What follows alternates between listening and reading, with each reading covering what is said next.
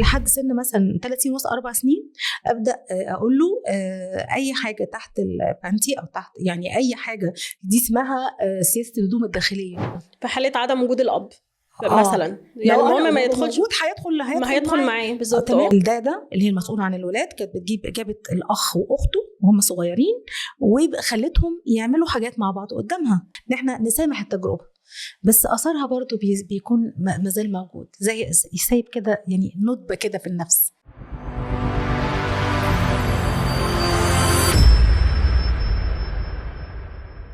أنا عايزة أنصح ابني، عندي طفل عنده 4 سنين 5 سنين، وعايزة أنصحه ولد أو بنت إن في حاجة اسمها تحرش، وخلي بالك. لأن أنا شفت يعني كانت ممثلة لوسي أو بوسي مش فاكرة، قالت يا جماعة أنا بقول لابني ما تقلعش البنطلون، ما تتعرضش، ما حد يجي جنب أعضائك، ما تجيش جنبها، الكلام ده. هل ده هو ده النصيحة اللي أنا أقدر أقول له يبقى خلي بالك من التحرش، ولا أنا أدخل انديب قوي في الموضوع؟ يعني أنا كأم خايفة، واكيد الامهات كلها اللي زي بيتكلموا نفس الجزء، خايفه افتح عين ابني على مواضيع اكبر من سنه. ممكن انا وانا بتكلم فيها الموضوع يعدي الحدود، فيتكلم فيها عموما في العامه ويقول فيه كذا وفيه كذا. الموضوع ده احنا ما عندناش الثقافه ازاي اوصل المعلومه دي، او ازاي احمي ابني من قصه ان في حاجه اسمها علاقه جنسيه، وفي حاجه اسمها تحرش جنسي، وخلي بالك من نفسك، وازاي تحمي نفسك لو انا مش معاك او والدك مش معاك او حد فينا مش معاك، وازاي كمان لو حد قريب. طيب انت تلاحظي انك عماله تقولي جمل اما توجهيها هتوجهيها لطفل واعي ناضج فاهم كل المفردات اللي قلتيها، لكن انت عندك من سن يوم لحد مثلا 4 سنين الطفل ما كل اللي انت قلتيه ده مش هيفهمه بالظبط. لكن انا ممكن مثلا لحد سن مثلا 30 ونص 4 سنين ابدا اقول له اي حاجه تحت البانتي او تحت يعني اي حاجه دي اسمها سياسه الهدوم الداخليه، ان اي حاجه تحت الهدوم دي لا ما حدش يقرب جنبها، لا تمام. حتى هو مش هيفهم دي قوي خلي بالك، ولكن انا دي البدايه اللي بدخل له بيها. تمام. لكن انا لحد الفتره العمريه دي لحد 4 سنين انا لازم انا اللي احمي ابني، يعني دايما عيني على ابني، دايما ما بيتوش بره، ما سيبوش عند الناس، ما خرجوش مع اي حد. تمام. حلو النصايح اللي حضرتك بتنصحي تمام. تمام. وبتهيألي يعني دي يعني لو حاجه صعبه هجيب له حد مسؤول عنه يرعاه، واكون انا واثقه في الفرد ده. لان طب اسمحي لي اقول لك على حاجه، انا مره يعني وقد دي كانت مفاجاه بالنسبه لي. الداتا كانت بتجيب اخ واخت ويعني واللي حكى الكلام ده يعني اللي مر بالتجربه مش حد بيحكيها لي يعني اخ بتجيب اخ واخت وتخليهم يمارسوا مع بعض حاجات قدامها، دي شغاله. لا تاني انا تحت مين بيعمل ايه ده؟ الداده اللي هي المسؤوله عن الولاد كانت جابت الاخ واخته وهم صغيرين وخلتهم يعملوا حاجات مع بعض قدامها. ليه؟ اكيد ست مش سويه، هي مش سويه ومش امينه طبعا ومش تربويه، وهي ما كانتش حتى على نفس الثقافه بتاعه بتاعتنا، الثقافه بتاعه البلد. بلس ان هي ممكن تكون بتنتقم من الام والاب مثلا شداد معاها بيوجهوا لها كلام كتير في اولادهم. تمام. شفت مره بدي بعيني انا الداده اللي بتغير الولاد البامبرز قاعده عماله تقول له اف وقرفانه يعني تقول له بشكل دايركت هو بيبي كم شهر بس الرساله وصلت. ايه بقى الرساله اللي بتوصل يا دكتور؟ ايه القرف ده، انت مقرف جدا وهي بتغيره البامبرز، فده اصلا رساله موجهه ليه ان المكان اللي هي اعضائك التناسليه او الجسم ده وكذا وكذا وكذا يكره نفسه. تمام. بيبدا يكره فهو عايز يتحب بعد كده، فالحاجه دي لازم تحبوها وتقولوا كلام كويس لما تشوفوها. دي بتخشي في صدمه في 3-4 شهور بيحس وصلت طبعا ده يعني كان حد مره بيسال امتى الطفل يحس انه مرفوض او كذا، بيحس بكده وهو في بطن مامته. لو رافضه البيبي بتبقى المشاعر الرفض دي واصله للبيبي وبينزل مش بيحب نفسه، بتعرض تلاقيه عنده مشاكل كتير، صحته تبقاش كويسه، تلاقيه عامل مشاكل في المدرسه، في مشاكل بينه وبين الام ايوه دي. بصي هقول لك على حاجه، انت شايفه النور اللي احنا شايفينه ده؟ تعرفي تمسكيه؟ لا. تسمعي؟ لا. طيب صوتنا في حد يعرف يمسكه؟ لا. في يعني حد يشوفه؟ لا، لكن هو موجود، انت حاسه بيه دلوقتي.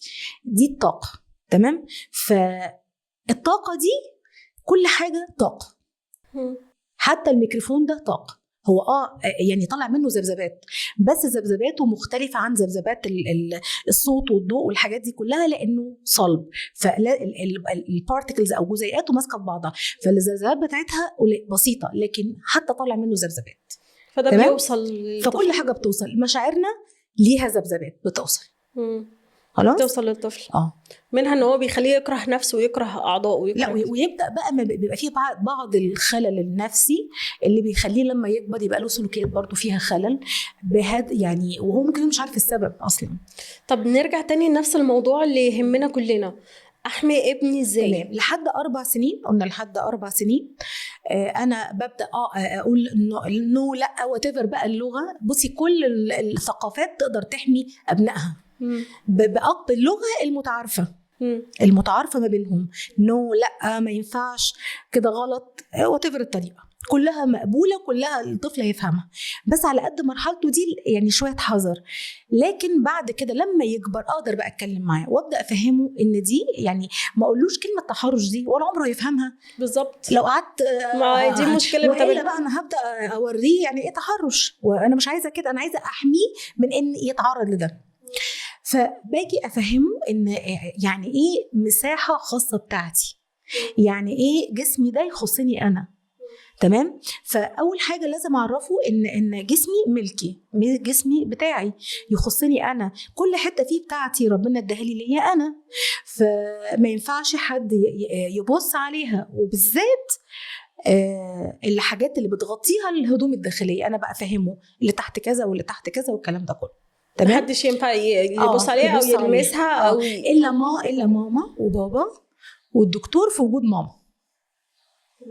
الدكتور في وجود ماما. طيب ده يعني دي اول حاجة. بند. دي ده بند. الحاجه الثانيه ان انا اخلي بالي دايما من سلوك الكبار حواليه. حلو جدا. سلوك الكبار حواليه، ابقى دايما متابعه ابني، اشوفه.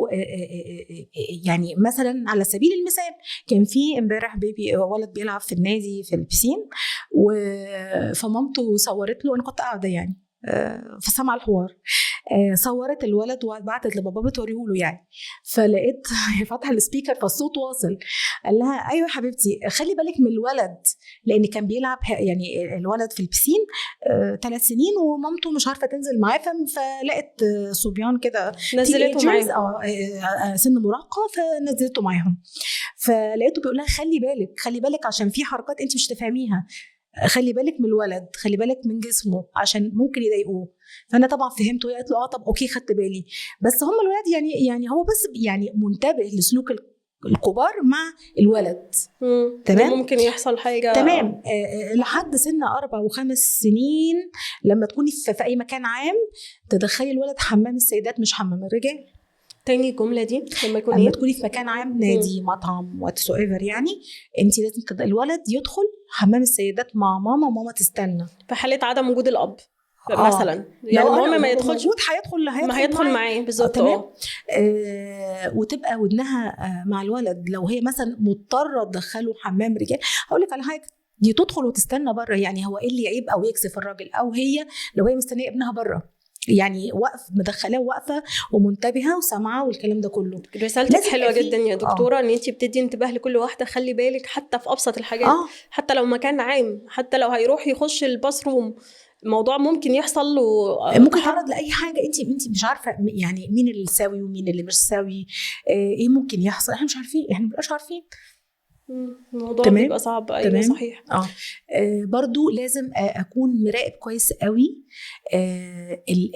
الحاجات بقى الرقميه، الموبايل بتاعه. لو كان، ما احنا بنسيب موبايل للاطفال في سن صغير، لازم اكون وبسيبه قدام التلفزيون وبسيبه قدام اللابتوب وبسيبه قدام الكمبيوتر، فلازم اكون منتبهه برضو يتفرج على ايه. اخلي بالي انه ما يفتحش كاميرا ولا وبيتواصل مع مين، ايه الرسائل اللي بتجيله، ايه الصور اللي بيشوفها. فاكره الفتره اللي كان بيطلع فيها جنب الجيمز بتاعت الولاد، لما كان بيطلع صور جانبيه كده فيها كرتون في علاقات غلط.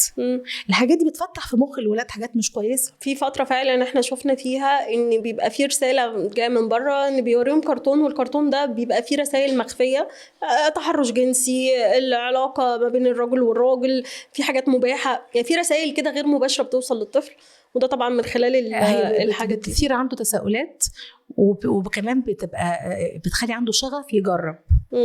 وطبعا لو جرب وبعد كده ومحدش اكتشف في حاجه زي كده، فنجرب تاني تالت.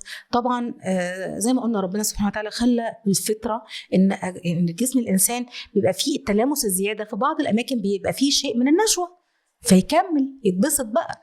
دي حاجه لذيذه، دي حاجه جميله، يكمل في النهايه تبقى حاجه انت يعني خلت فيه دوبامين زياده في الجسم، فبقى فيه ارتباط شرطي، فالطفل يبقى عايز يجرب تاني قصة تاني. كمان ان انا يعني حتى التمثيلية اثرتها ان ممكن اطفال يتحرشوا بعض. ما هو يعني يمكن في بعضنا ما كناش متخيلين ان في طفل يتحرش بطفل، في اعتقادنا ان التحرش ده بيجي من رجل بالغ، راجل كبير هو واعي ودارك لده، لكن طفل لطفل سلوكه علمته له ولذيذ، ويعني تحت اي مسمى، ليه ما يجربش؟ يوم في حصل على كده. فكره في اطفال بتعرض للتحرش ومش بتعمل كده مع اطفال تانيين يعني. تمام. في برضو حاله هم يعني ده دلوقتي شيء مش اساسي ان لو حد تعرض للتحرش الطفل لازم هيجرب ده مع طفل تاني. ممكن ما يجربش تاني، لان ممكن يكون ما بيتسابلوش الفرصه ان يعمل كده، لكن في فرصه اتثابت لثقه الوالدين يعني في فرد معين سابوه مع الشخص الكبير ده، لكن تمام وحصل اللي حصل. لكن مع الصغير يعني مع الاطفال مع بعضهم انا ما سبتهمش، فمش هيبقى عنده الفرصه ان يعمل ده، ما يفكرش يعمل كده. بصي هو يعني الموضوع شيق جدا، وانا مش قادره اخلصه في حلقه ولا حلقتين، احنا محتاجين ان احنا نكمل بقيه حلقات. بس خليني اختم كده الحلقه دي لكل اللي بيشوفونا. في البدايه قبل ما ابني يتعرض لتحرش اديله نصيحه كده لكل ام وكل اب بيتفرجوا علينا: اعمل 1 2 3، خلي بالك من ولادك في كذا وكذا وكذا، لان احنا محتاجين في الحلقات اللي جايه هنتكلم الاطفال اللي للاسف اللي تعرضوا لتحرش وحصل لهم اثار جانبيه. النصيحه في دقيقتين تديها لكل ام وكل اب بيتفرجوا علينا. اول حاجه ادوا وقت لاولادكم، ده اكبر خطأ احنا قصرنا فيه في حق اولادنا. كنا فاكرين التربيه دي زي الكمبيوتر كده، يعني هنفتح الجهاز ونقعد نحاول ونجرب فيه فهيشتغل، ولا اغلط فيه هيعمل اندو وارجع فيه. لكن في الولاد كل خطوه بتسيب برنت، بتسيب بصمه، ويعني حتى لو وصلنا للتعافي والتشافي بتبقى تجربه مش احسن حاجه مر بيها. يعني احنا في التشافي والتعافي بنعمل ايه؟ بنوصل ان احنا نسامح التجربه، بس اثرها برضو بيكون مازال موجود، زي يسيب كده يعني ندبه كده في النفس مهما حصل، مهما نتعالج، مهما تعالج، بس يعني بيبقى في حته صغيره كده يعني اثار هو سايبها في حياته.